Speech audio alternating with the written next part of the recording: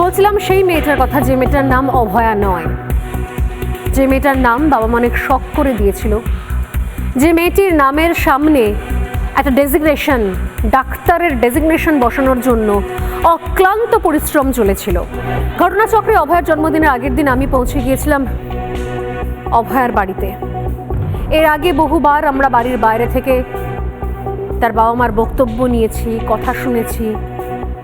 আমাদের সাংবাদিকরা ফিরে চলে এসেছেন। এবার আমার মনে হয়েছিল বাড়িতে যাই। অভয়ার ঘর, অভয়ার বিছানা, তার বই খাতা, ড্রেসিং টেবিল, বিশ্বাস করুন এক একটা জায়গা নিজের চোখে দেখার পর প্রত্যেক মুহূর্তে মনে হচ্ছিল যে আমরা হেরে যাচ্ছি, আমি হেরে যাচ্ছি, আমি স্বর্ণালী সরকার হেরে যাচ্ছি। এবছরই খুব ভুল না করলে কাকিমা অভয়ার নিজের জীবনকে সাজানোর একটা ভাবনা চিন্তা ছিল, একটা প্ল্যান ছিল। নভেম্বরে বিয়ের তারিখ কি ঠিক হয়ে গিয়েছিল? তারিখ ঠিক হয়নি, মাসটা ঠিক হয়ে গেছিল নভেম্বরে। আর এখানে আপনি দেখাচ্ছিলেন, আমি নিজে একবার দেখি, এখানে প্রচুর জিনিসপত্র কিছু কেনাকাটা করে রাখা ছিল। হ্যাঁ, একবার দেখবো এটা খুলে, একটু দেখাবেন? আমার মেয়ে কোনোদিন সাজতো না, এত সাজের জিনিসপত্র সব ওর নিজেরই ছিল। স্কিন কেয়ার করতে হবে, সেদিন রাতেও লিখে গেছিল স্কিন কেয়ার করতে হবে, এখন থেকে বিয়েটা ভালোভাবে করতে হবে, এমডিতে গোল্ড মেডেল পেতে হবে, এগুলো সেদিন রাতেও লিখে গেছিল। আগের সপ্তাহে গিয়ে চুলটা হেয়ার কাট করে এসেছিল ৬,০০০ টাকা দিয়ে, এসে কত খুশি হয়েছিল।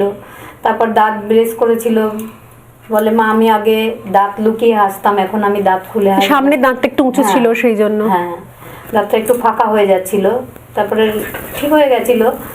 বলতো আমাকে মা আমি এখন দাঁত খুলে হাসি।